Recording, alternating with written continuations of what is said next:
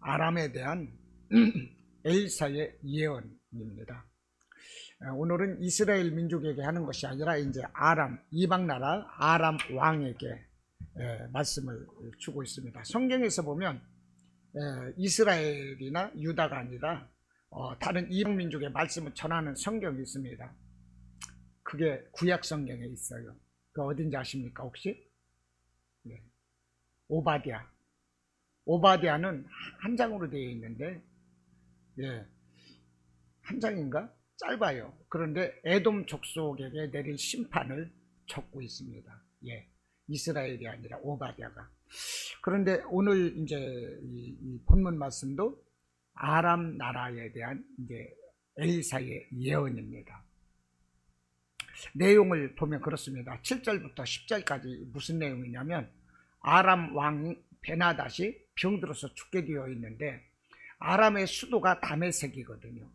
그런데 그 다메섹에 그 하나님의 사람 엘리사가 왔다는 소리를 듣고 그 아람 왕 베나닷이 그 예물을 가지고 하나님의 사람 엘리사에게 가서 내가 다시 살아나겠는가, 이것을 물으라는 거예요. 그래서요, 이제 그 베나닷 왕의 그 신하 하사엘이 그 낙타 40마리에다가 다메섹에서 좋은 그 예물을 싣고 엘리사에게 가가지고 이제 우리 왕이 살아나겠는가 이것을 물어요. 그때 엘리사가 하사엘에게 왕은 나을 것이나 반드시 죽을 것이다, 이렇게 이제 말씀을 합니다. 왕은 나을 것이나 죽을 것이다, 이건 뭐냐?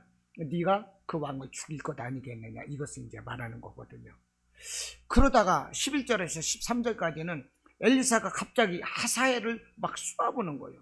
하사엘을 쏘아보다가 울었어요. 그러자 하사엘이 엘리사에게 뭐 때문에 우십니까? 이렇게 묻자 엘리사가 하사엘에게 네가 이스라엘의 성에 불을 넣고 장정들을 칼로 다 죽일 것이며 어린아이를 내치며 아이벤 부녀를 배를 가르는 등 이스라엘에 행할 악을 내가 알기 때문에 내가 우는 것이다, 이렇게 대답을 해요. 이 앞일을 미리 엘리사는 이렇게 내다보고 있습니다. 그러자 하사엘이 자신은 그런 큰 일을 행할 만한 사람이 아니다, 이렇게 반박을 하니까 엘리사가 네가 아람 왕이 될 것이다, 이렇게 말을 해요. 실제로 이 하사엘이 엘리사를 떠나서 이제 베나닷 왕에게 가죠. 그러니까 베나닷 왕이 이 엘리사가 무엇이라고 대답하더냐, 그래서 하사엘이 왕이 나을 것이라고 엘리사가 말했습니다. 이 말을 전해주었고 그 다음날 이제 오늘 15절에서 왕에게 나가서 이불을 물에 적셔가지고 그 왕을 덮어 씌워가지고 그 왕을 죽이고 자기가 이제 왕이 되는 것입니다. 오늘 이제 이 아람 왕에 대해서 이렇게 얘기를 하고 있는데, 이것을 오늘 말씀은 이게 뭐냐면 엘리사가 열왕기하 2장에서부터 8장까지 이르러서 계속되는 이 기적을 일으켰거든요. 그 엘리사의 어떤 그 기적을 계속적으로 우리가 보아왔어요. 그런데 오늘 이제 마지막 장입니다. 또 한 번 이 뒤에 가서 또 엘리사가 이제 예언하는 게 또 나오긴 하는데 엘리사의 마지막 장이라고 보면 돼요. 그런데 이거를 이스라엘 민족도 아니고 아람 왕에게 하는 내용인데 이것을 어떻게 말씀을 전해야 될까 생각을 하다 또 묵상을 해보니까 하나님이 여기서 또 많은 은혜를 주셔요. 그래서 구속사적인 은혜를 또 이렇게 제가 나름대로 생각을 했고, 또 하나는 우리 삶 가운데서 실천적인 부분을 또 한번 이렇게 생각을 할 수가 있었습니다. 그래서 오늘 말씀을 전하고자 하는 것은 뭐 시간이 20분 내로 끝나게 될지도 모르겠지만 어떻게 될지는 모르겠는데 오늘은 구속사적 차원에서 말씀을 나누려고 그래요. 그리고 이제 내일 모레 금요일 날은 오늘 이 말씀을 가지고 우리 신앙의 실천적인 부분을 한번 또 말씀의 은혜를 나누고자 합니다. 오늘은 이제 구속사적인 이 은혜를 나누려고 그래요. 보면은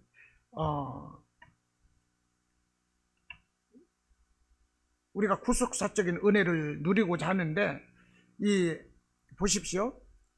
하나님의 사람 엘리사가 다메섹에 갔어요. 그런데 아람 왕이 그 소식을 들었어요.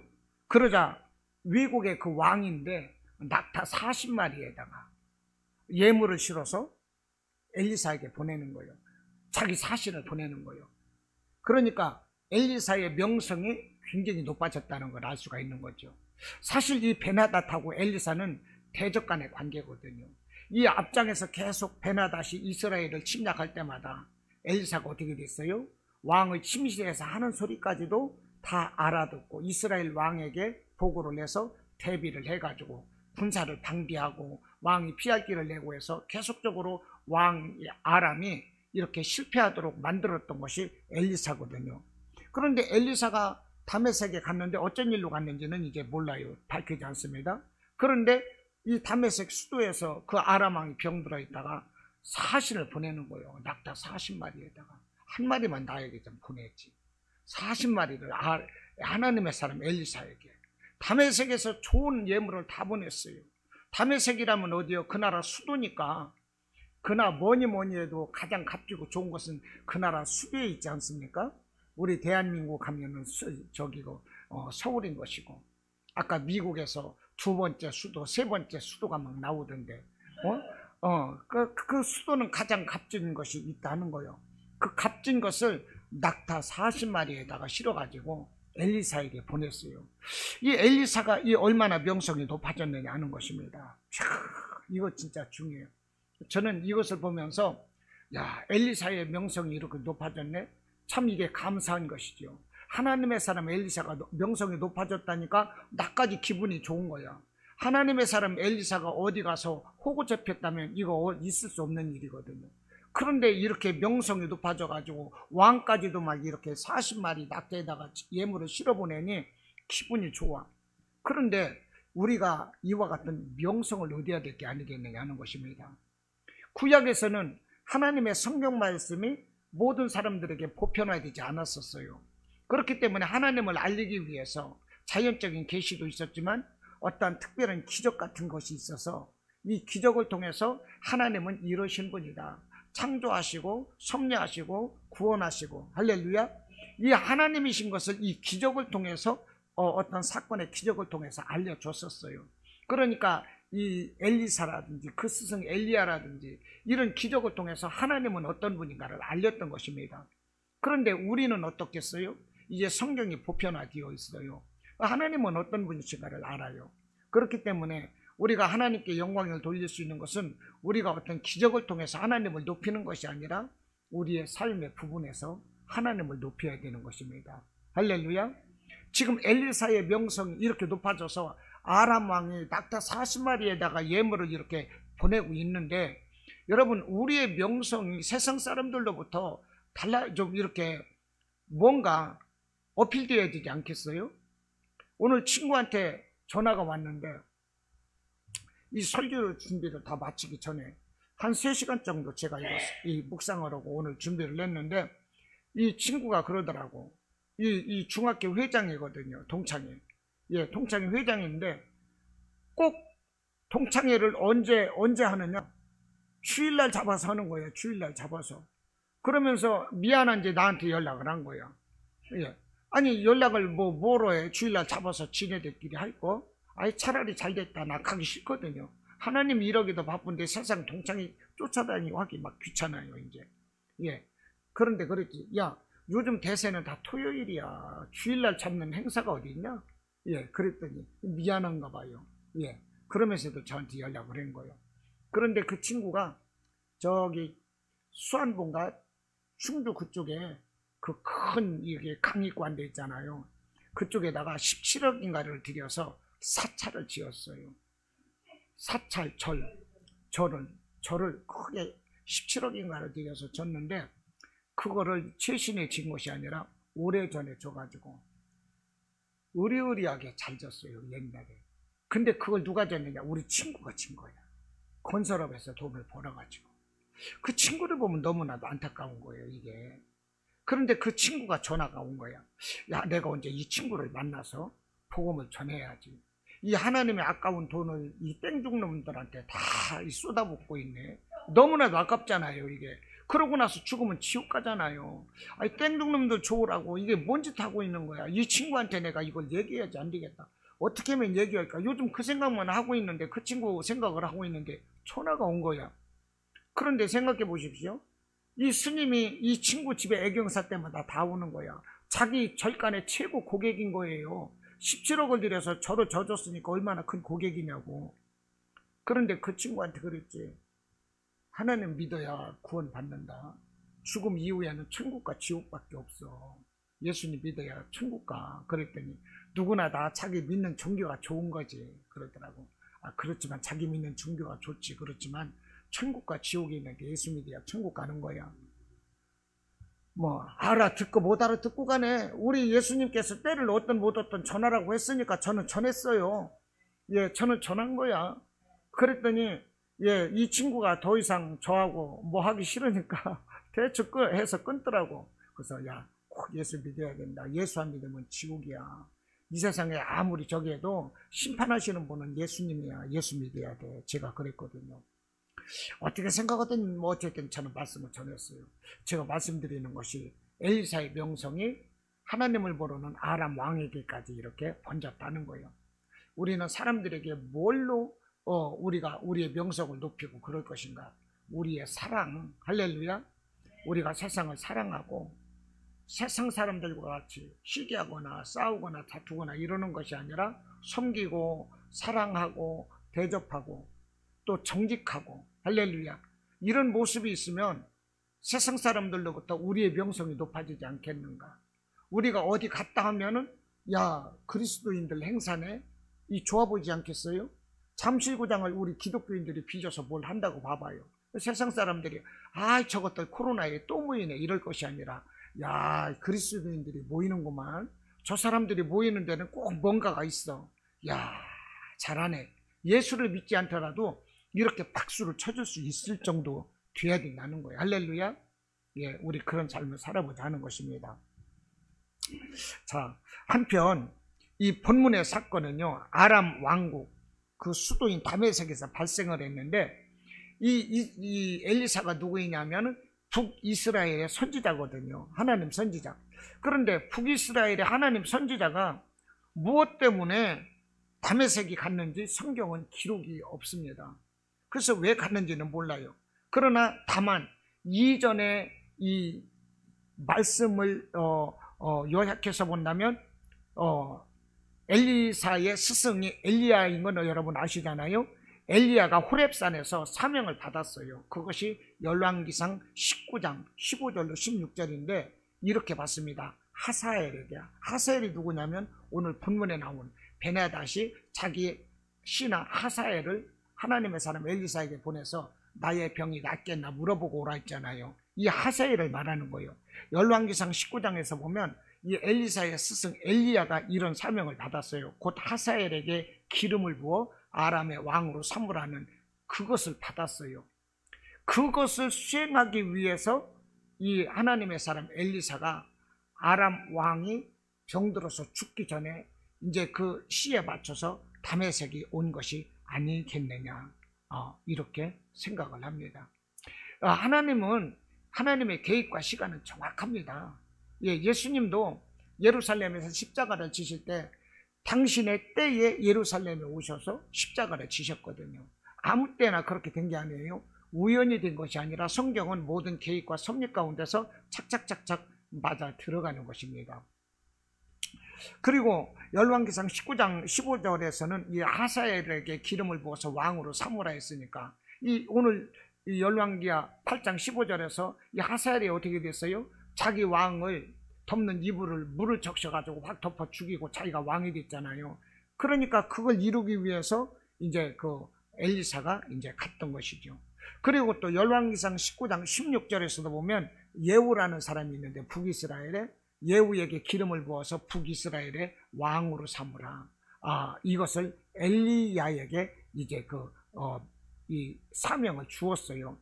그런데 그 사명을 엘리사가 받아가지고 엘리사가 다른 사람에게 너는 이 예후에게 가가지고 기름을 붓고 북이스라엘의 왕으로 삼고 그 자리에서 즉시 도망와라. 그렇게 해서 예후가 이 기름을 붓고 기름 부음을 받고 왕이 되어서 4대에 걸쳐서 그 집안에서 왕이 된다는 거예요. 그 모든 것은 이제 이루는 내용인데, 아무튼 이 성경은요, 많은 지명이 나오고 전쟁 이야기가 나와요. 그렇죠? 지명이 나오고 막 전쟁 이야기 이런 게 나와요. 그런데 이미 이런 것이 고고학에 의해서 이미 증명되었다는 것입니다. 많은 부분 증명되었어요. 예를 들어서 시내산을 건널 때 이스라엘이, 시내산을 건넌 이 사람들이 이 칼을 들 수 있는 장정이 60만이고 막 이랬거든요. 그러면 그 사람들 다 치면은 보통 200만에서 많게 보는 학장들은 700만까지도 보기를 합니다. 그 사람들이 애굽을 출애굽해서 홍해 바다를 건너갔는데, 모세가 지팡이를 바다로 내밀면서 바다가 쫙 갈라졌죠. 그리고서 이스라엘 백성들이 건너갔어요.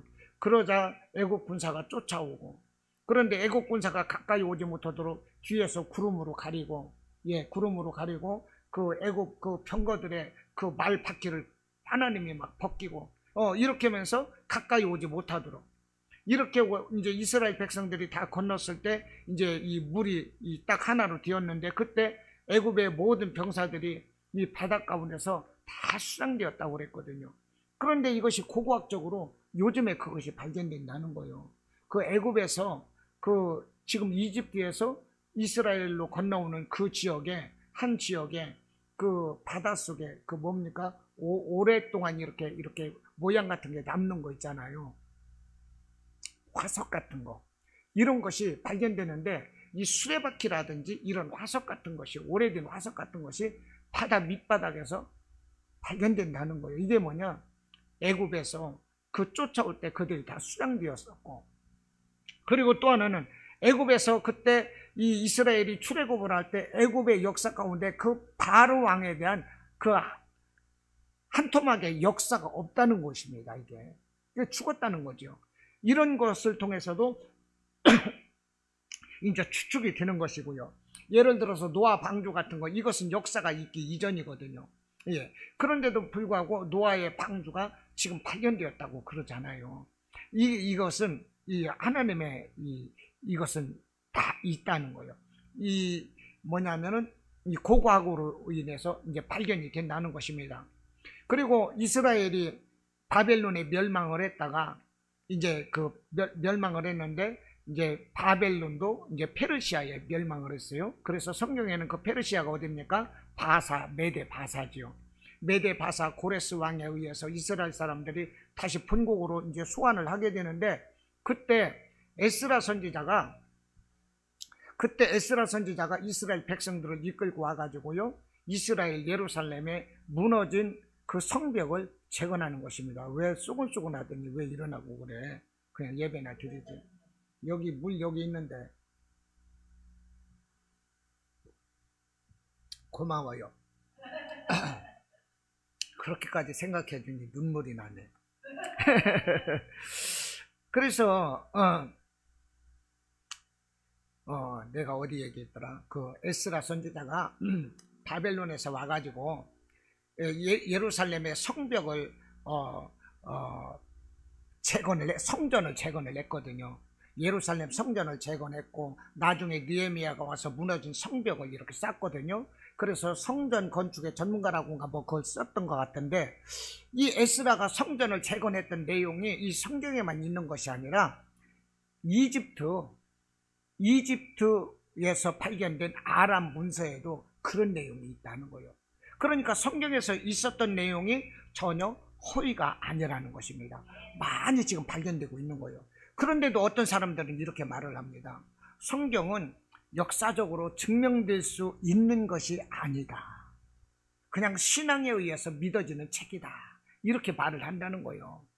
역사적으로 증명될 수 있는 것이 아니고 신앙에 의해서 다만 그냥 믿는 것이다. 그러는 거예요. 그러나 성경에 나와 있는 모든 것을 입증할 수는 없어요. 그건 사실이에요. 예를 들어서 우리가 천지창조, 하나님이 천지창조 하셨거든요. 이것을 무엇으로 입증할 것입니까? 증명이 없어요. 성경에서 보면 아담이 가인을 낳고 두 번째 아벨을 낳지 않습니까? 그런데 하나님께 예배를 드릴 때 가인의 예배는 받지 않으시고 아벨의 예배를 받으시니까 가인이 시기해서 동생 아벨을 죽였거든요. 그런데 그런 역사적 사실이 어디에 있습니까? 없어요.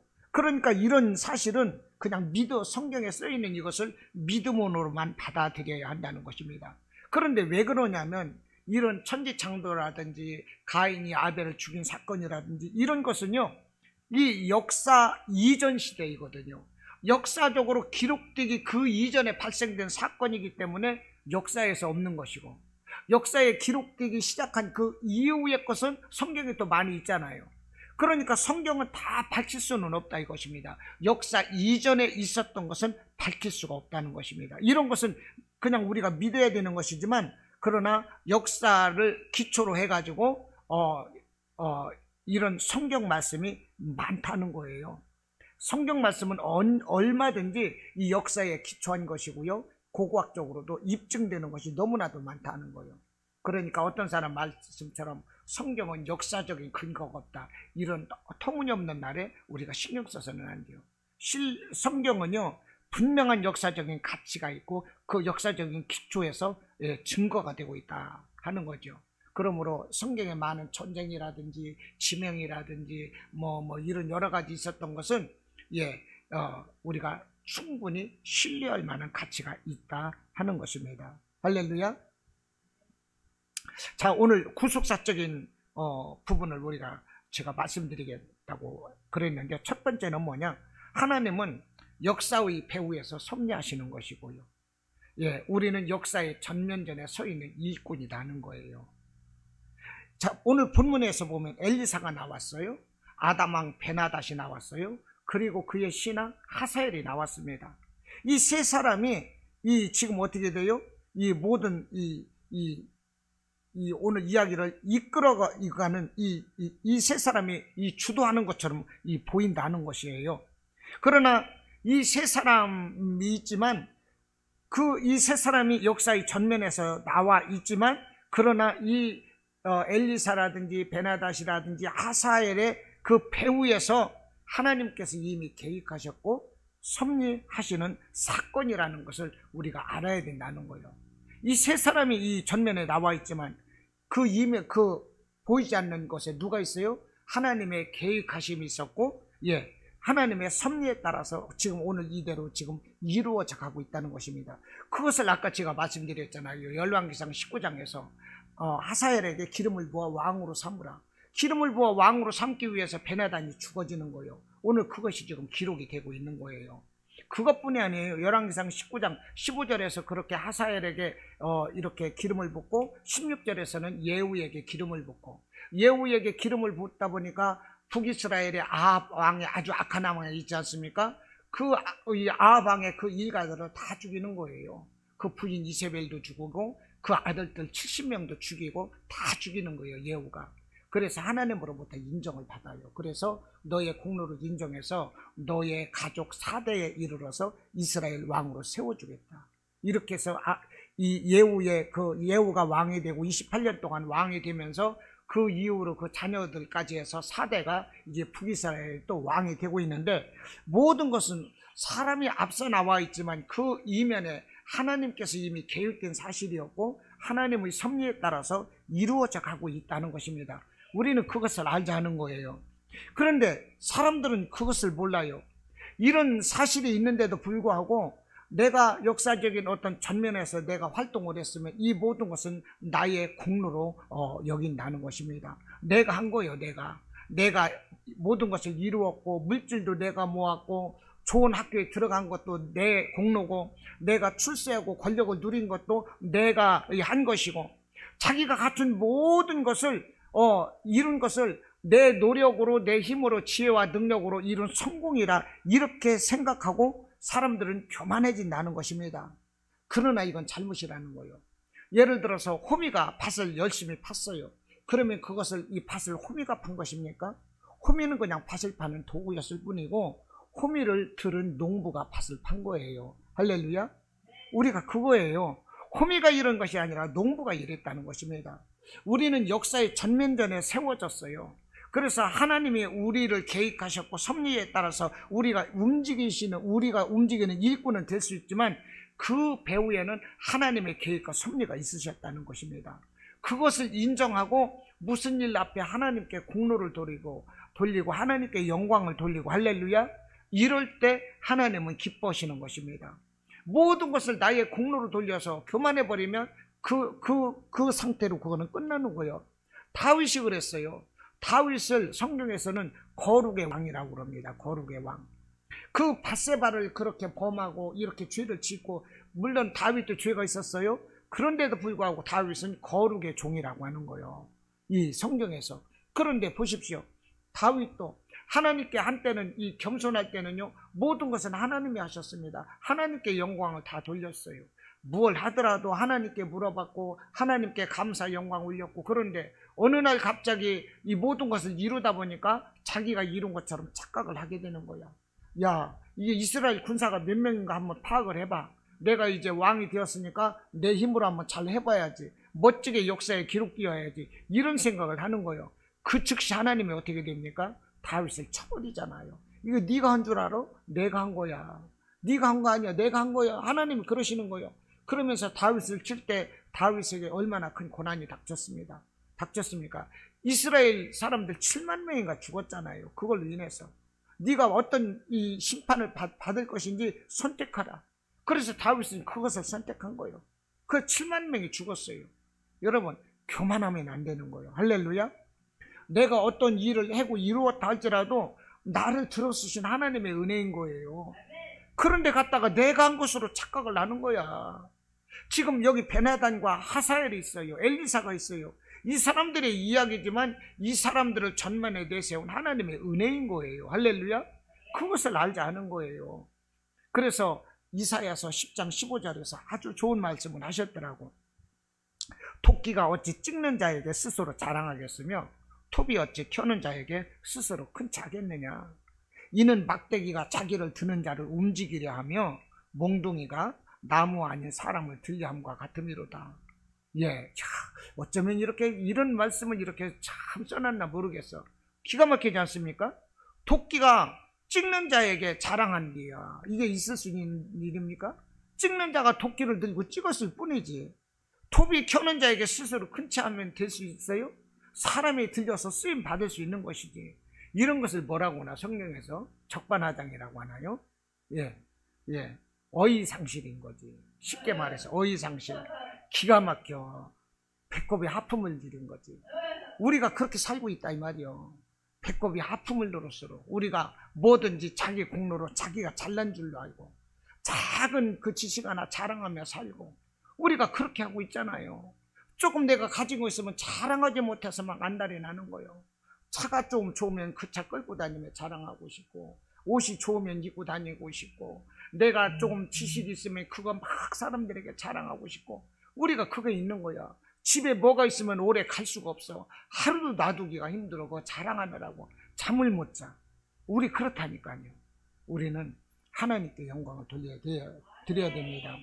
자, 두 번째 생각하는 것은 이 세상을 향한 하나님의 계획과 섭리는 지금도 동일하시다는 거예요. 할렐루야. 하나님께서 어떤 계획을 세우셨고 그 계획대로 움직이시는 그것을 섭리라고 그럽니다. 계획대로 움직여져 가고 있는 거예요. 그래서 섭리대로 이루어져 간다 이러는 거예요. 그런데 하나님의 섭리는 지금도 동일하시다 하는 거예요. 할렐루야. 아니, 설교가 한 20분이면 될까 했는데 벌써 28분이 지났는데, 보십시오. 하나님께서는 구약에서 무슨 말씀을 하느냐면, 구약에서도 앞으로 세상이 어떻게 변할 것이고 이 세상이 종말에 이를 것이고 심판에 이를 것이고, 이런 것이 구약 성경에서도 다 나와 있다는 거예요. 그런데 대표적으로 많이 나와 있는 것이 어디냐? 다니엘서에서 보면요, 여러 군데 나와요. 맨 처음에 나온 것이 다니엘서 2장에서 느부갓네살 왕이 꿈을 꿔요. 꿈을 꾸는데 느부갓네살 2장에서 전부 다 느부갓네살의 꿈 이야기인데 31절로부터 이제 다윗이 이것을 이제 해석을 하는 것입니다. 아니, 느부갓네살 왕이 꿈을 꿨는데 자기가 꾼 꿈을 그 바벨론의 그 술객이라든지 그 박사들한테 해석을 하라는 거야. 그러니까 이 술객이라든지 박사들이 꿈을 말씀해 주시면 우리가 해석하겠습니다 하는데, 왕이 말하기를 내 말을 듣고 너희들이 대충 둘러댈지 어떻게 알아? 그러니까 너희들이 정말 실력이 있다면 내가 무슨 꿈이 있는지 그걸 알아맞추고 해석해, 이거요. 그렇지 못하면 너희들을 다 죽일 거야. 이와 같은 상황에서 다니엘도 죽음의 위기 가운데 있는 거예요. 그래서 다니엘이가 자기와 함께 잡혀갔던 이 세 친구들을 불러서 이야기를 하고 나를 위해서 기도해라. 그래서 하나님, 느부갓네살 왕이 꾼 꿈이 무엇입니까? 그것을 알려주십시오. 보여주십시오. 이 네 명이서 함께 이 합심으로 기도했는데 밤에 느부갓네살이 꾸었던 꿈을 다니엘이 정확하게 꾸는 것입니다. 그래서 그것을 이제 느부갓네살 왕에게 해몽을 해줘요. 2장 31절부터 45절까지 이렇게 느부갓네살에게 해석을 해주자 왕이 다니엘에게 내려와서 절을 하는 거예요. 왕이 다니엘에게 내려와서 절을 하고요, 다니엘을 높이고 예물을 주고 그러는 거예요. 그렇지 않겠어요? 내가 꾼 꿈을 다니엘은 저도 꾸고 나에게 알려주는 거야. 그런데 그 꿈이 뭐냐면, 꿈을 꿨는데 사람이 보여요. 사람이 보이는데 머리는 금이고 가슴은 은이고 이 배와 허벅지는 노시고 이 다리는 철로 되어 있어요. 그 꿈을 꾸는 거야. 그랬는데 이 철로 된 다리에 하나는 이 철로 되어 있고 하나는 진흙으로 되어 있는데 10발가락이 있고, 그런데 위에서 큰 돌 같은 거 하나가 뚝 떨어지더니 이 발을 갖다가 박살을 내서 다 산산이 흩어져 버렸어요. 이와 같은 꿈을 꾼 거야. 그러니까 너무나도 생생해 갖고 이걸 알 수가 없으니까 너희들 이 꿈을 알아맞혀라. 그럴 때 아무도 못 맞출 때 이스라엘에서 유다에서 포로로 잡혀간 이 다니엘이 이것을 알아맞춘 거예요. 그런데 이 머리 금은 무엇이냐? 지금 있는 바벨론의 나라입니다. 그런데 그 밑으로 내려오면서 가슴은 은이 되었거든. 앞으로 바벨론은 멸망하고 헬라라는 이 메데파사라는 나라가 들었을 것입니다. 예언을 하는 거예요.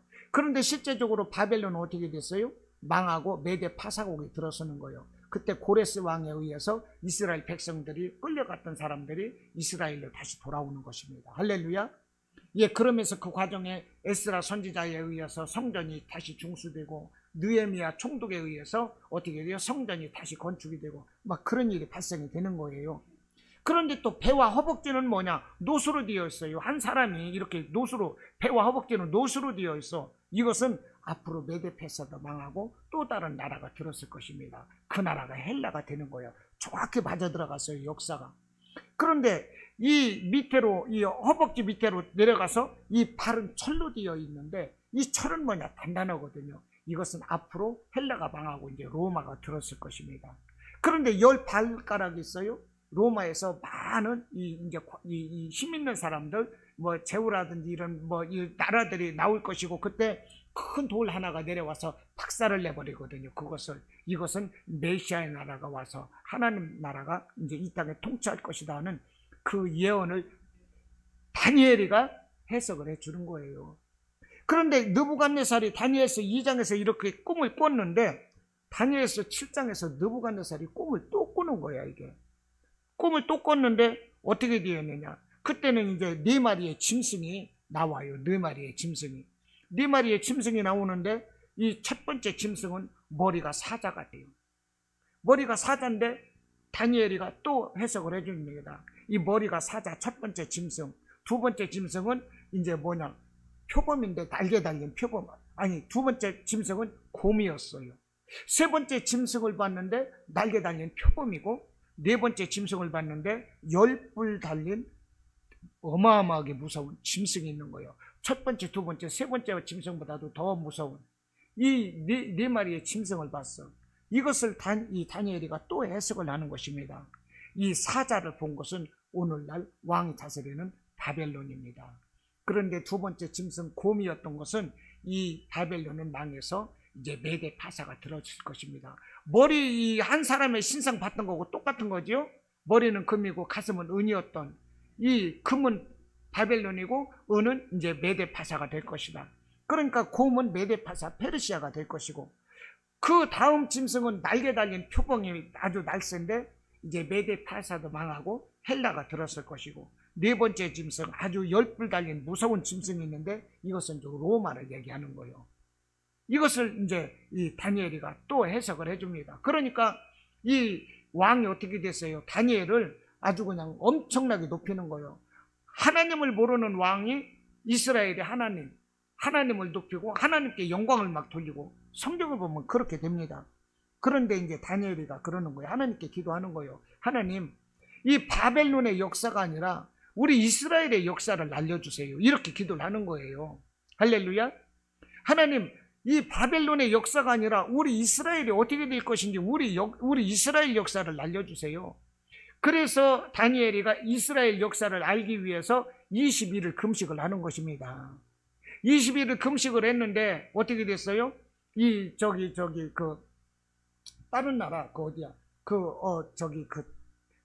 사단이 나타나서 다니엘의 20일 금식을 하는데, 첫째 날 하나님께서는 응답을 해줬는데 이 마귀가 그것을 막아가지고서 응답이 안 됐다가 마지막에 그 가브리엘 천사를 보내서 가브리엘 천사 맞나요? 소식을 전하죠. 이 미가엘 천사겠다. 싸우는 이 군장 미가엘 천사를 보내서 이제 다니엘에게 이제 그 적군들을 물리치고 하나님의 응답을 해주시는 거예요. 이 이야기 여러분 많이 들어보셨죠? 21일 금식. 이 금식이 왜 됐느냐? 다니엘이 그거예요. 하나님, 저는 이 바벨론의 역사가 궁금한 것이 아니라 우리 이스라엘이 포로로 잡혀와서 이렇게 멸망을 했는데 앞으로 이스라엘 나라가 어떻게 될 것인지, 메시아가 언제 오셔서 이 나라를 통일시킬 것인지 그것이 궁금합니다 하고 그렇게 20일을 기도를 했었던 거예요. 그런데 그때 다니엘이가 응답받은 것이 뭐냐? 70일에를 응답받는 거예요. 70일에를 응답받는 것인데 그것이 다니엘서 9장 24절로 말씀을 하고 있어요. 근데 한 일회가 몇 년이냐? 7년인 거예요. 그런데 다니엘이 70일회를 하나님이 말씀을 해주셨거든요. 그럼 72일이면은 한 일회가 7년이니까 70일이면은 77을 하시고 490년이라는 얘기입니다. 정확하게. 그 490년 후에 천년왕국이 이루어질 것을 다니엘에게 보여주신 거예요. 근데 다니엘이가 이 다니엘서 9장 24절에서 기도를 해가지고서 22절, 23절에서는 이제 20일을 금식 기도에 이제 응답받은 얘기를 하고 9장 24절에서 71회에 대해서 말씀을 하는데, 이 71회라는 것이 490년인데 이때 다니엘이 응답받은 연도가 언제냐면 BC 445년인 것입니다. 할렐루야. 445년인데 예수님이 오셨을 때까지 어떻게 돼요? 예수님이 오셔서 이제 부활하시고 승천하실 때까지 약 33년까지 포함해도 그 기간 동안 약간 못 미치는가 그래요.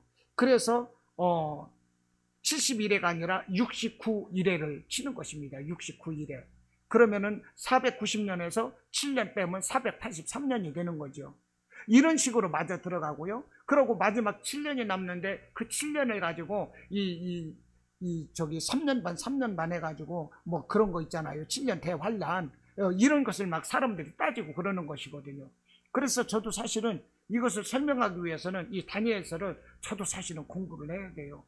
그런데 대충 제가 오늘 그냥 알고 있는 지식으로만 여러분에게 이렇다 하는 거죠. 이 다니엘서에 이렇게 천년왕국이라든지 앞으로 메시아 사상이 도래할 것이며 이런 것이 기록이 돼 있었다는 것입니다.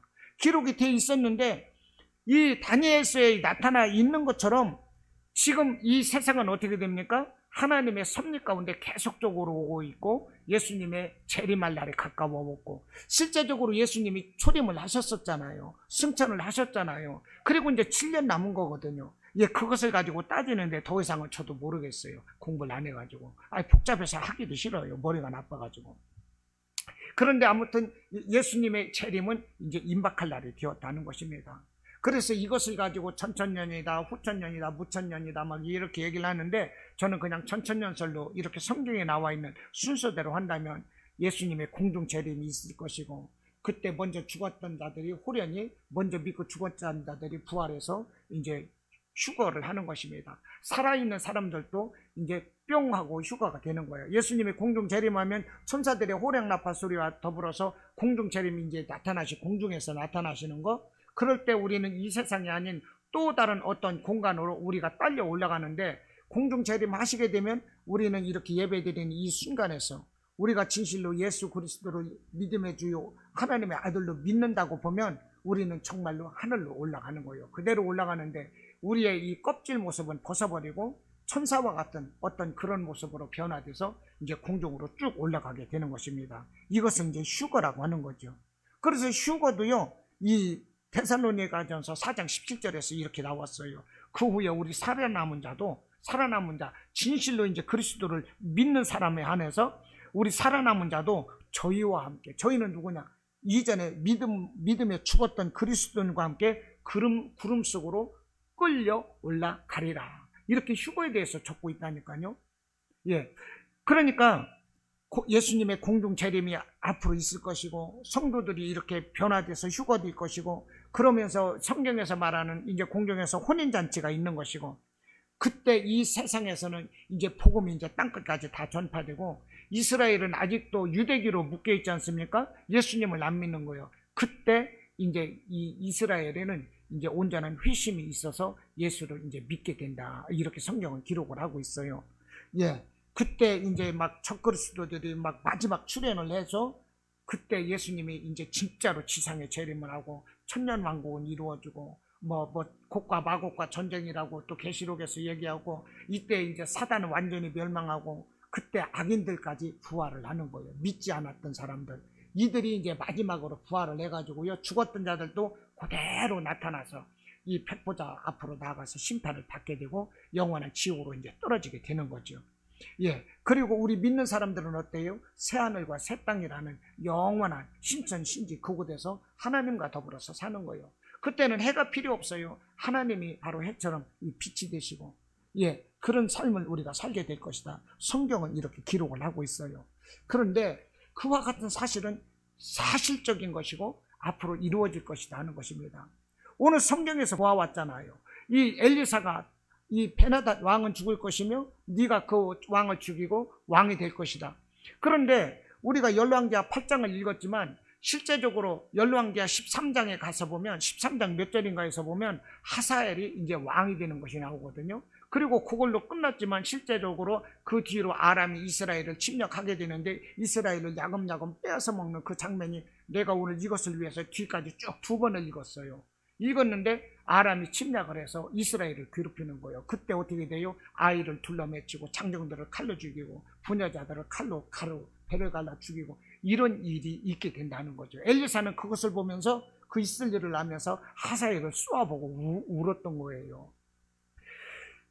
그런데 이 사실이 무엇입니까? 엘리야가 이미 열왕기상 19장에서 이미 예언했던 거잖아요. 그것이 오늘 8장에서 이루어졌다는 거예요. 성경 속에서도 작은 연대이지만 그것이 예언되었고 이루어졌던 것처럼 오늘날에도 하나님의 역사는 계속되고 있는 것이고요, 그대로 이루어지고 있다는 거예요. 심판은 반드시 옵니다. 여러분, 예수님이 재림하는 거예요. 이제 심판하는 거예요. 천국이냐 지옥이냐 우리는 반드시 그것을 받게 된다 하는 것입니다. 할렐루야. 예, 누가복음 21장 25절로 27절, 이것은 예수님의 말씀이에요. 뭐 예루살렘의 심판이라고도 하는데, 그러나 영적인 면으로 보면은 이제 장차 임할 이런 환난 같은 건데요. 누가복음 21장 25절로 27절 이렇게 합니다. 1월 성신에는 징조가 있겠고 땅에서는 민족들이 바다와 파도의 성난 소리로 인하여 혼란한 중에 곤고하리라. 사람들이 세상에 임할 일을 생각하고 무서워함으로 기절하리니 이는 하늘의 권능들이 흔들리겠습니다. 그때 사람들이 인자가 구름을 타고 능력과 큰 영광으로 오는 것을 보리라. 예수님이 공중재림하고 혼인잔치가 이루어지고 나중에 이 심판하고 지상재림하고 이런 때는요 어떻게 돼요? 무서워하며 기절한다는 얘기요. 너희들 그것이 있을 것이다. 그런데 무서워하고 기절할 이런 어마어마한 일을 계시록에도 계속 적고 있는데, 계시록 6장 15절로 17절 그거 한 도막을 소개하면 이래요. 땅의 임금들과 왕족들과 장군들과 부자들과 강한 자들과 모든 종과 자유인이 굴과 산들의 바위 틈에 숨어 산들과 바위에게 말하되 우리 위에 떨어져 보좌에 앉으신 이 얼굴에서와 그 어린 양의 진노에서 우리를 가리라. 그들의 진노의 큰 날이 이르렀으니 누가 등이 서리하더라. 이게 무슨 말이에요? 하나님의 심판이 너무나도 무서워서 산이나 굴로 가서 다 숨고 우리를 덮어서 심판을 못 보게 해달라 막 이런다는 얘기예요. 그런 심판 날이 반드시 온다는 것입니다. 그러므로 우리는 항상 믿음에 바로 서서 깨어서 기도하는 삶이 되어야 한다 하는 거예요. 할렐루야. 누가복음 21장 34절로 이렇게 말을 합니다. 너희는 스스로 조심하라. 그렇지 않으면 방탕함과 술 취함과 생활의 염려로 마음이 둔하여지고 뜻밖의 그날이 덫과 같이 너희에게 임하리라. 이날은 온 지구상에 거하는 모든 사람에게 임하리라. 이러므로 너희는 장차 올 이 모든 일을 능히 피하고 인자 앞에 서도록 항상 기도하며 깨어 있으라 하십니다. 예수님이 이렇게 말씀을 하시는 거예요. 할렐루야. 우리는요, 그날이 언제 올지 몰라요. 그러므로 우리가 항상 깨어 있어야 되는 거예요. 우리가 술 취하고 방탕하고 세상에 취해 있을 때 우리가 오늘 하루를 끝일 수 있는 것입니까? 그 하루가 이틀 되고 오늘이 내일이 되는 것이고요. 작은 습관이 인격이 되는 것이고요. 그거는 우리 주님 오실 때 우리 주님이 나는 너를 모른다 하시면 어떻게 될 거냐고. 우리가 어렵게 이렇게 믿었는데 내 주님이 나는 너를 모른다면 우리가 얼마나 억울해요. 그 심판을 우리가 어떻게 감당을 하냐고. 그러므로 늘 깨어 있어야 한다는 것입니다. 사탄은 지금 마지막 발악을 하고 있어요. 마지막 시대에 지금 우리 하나님은 성령을 통해서 우리를 구원하시려고 하고 있는데 사탄은 자기에게 종로를 타든 자기에게 매여 있던 사람들을 이 하나님께 빼앗기지 않으려고 사탄은 어떻게 돼요? 마지막 발악을 하고 있다는 것입니다. 마태복음 24장 24절로 이렇게 말을 합니다. 거짓 그리스도들과 거짓 선지자들이 일어나 큰 표적과 기사를 보여 할 수만 있으면 택하신 자들도 미혹하리라. 이 거짓 그리스도 선지자 이런 사람들이 무엇입니까? 이단들이지만 악한 영들, 귀신들 이런 것들이 우리를 얼마나 이런 표적과 기사를 가지고 속이냐고요. 사탄은 언제나 우리를 속여요. 그것들은요 속이는 자입니다. 그 속임수에 우리가 넘어가서는 절대 안 된다는 거예요. 사탄이 얼마나 이 지혜로운지 아십니까? 하나님의 1세대 사람 아담까지도 속여먹은 것이 사탄이에요. 할렐루야. 아십니까? 아담도 속아 넘어갔어요. 그런데 우리 속이는 것은 뭐 식은죽 먹기예요. 그런데 이 사탄이라는 놈이 예수까지도 아담을 속인 것처럼 그대로 속이려고 하는 거예요. 그래서 돌이 떡덩이게 하라. 뛰어내리라. 내게 절하라. 이 모든 것을 너에게 다 주겠다. 예수님을 갖다 아담 정도로 알았던 거예요. 그런데 예수님한테는 그게 안 통했던 것이죠. 그 사탄이 아담을 속였고 예수님까지도 넘겨드리려고 그랬는데 예수님은 안 넘어지셨죠. 그것들을 물리치셨죠. 그런데 그것들이 우리를 또 속이고 우리를 이 지옥의 자식 되려고 우리에게 그런 역사를 계속적으로 하고 있다는 거예요. 그러므로 베드로 전서 5장 8절로 9절 이렇게 말씀을 해요. 근신하라 깨어라. 너희 대적 마귀가 우는 사자같이 두루다니며 삼킬 자를 찾나니 너희는 믿음을 굳게 하여 그를 대적하라. 할렐루야. 마귀가 어떻게 된다고요? 우는 사자같이 두루두루 다니면서 잡아먹을 자를 삼킬 자를 찾고 있다 이 말이요. 거기에서 우리가 표적으로 노출돼서는 안 되는 것입니다. 사탄은 예수님을 시험했거든요. 그대로 우리를 시험하고 있는 거예요. 우리에게 무엇으로 시험을 할까요? 물질로, 명예로, 권세로. 예수님에게 그랬거든요. 돌이 떡덩이가 되게 하라. 40일 금식하고 왔는데 아니 돌이 떡덩이가 돼서 떡이 되면 금식하신 예수님에게 얼마나 좋아요. 물질로 시험을 나는 거예요. 우리가 얼마나 물질에 연연합니까? 물질 하나 때문에 우리 거짓말도 하고 막 그러잖아요. 물질 하나 때문에 열심히 노력도 하지만 물질 하나 때문에 사기치는 사람들도 너무 많잖아요. 물질 때문에. 이 물질로 사람을 이렇게 시험을 하는 거예요. 그리고 명예로 이 사탄은 또 예수님을 시험했어요.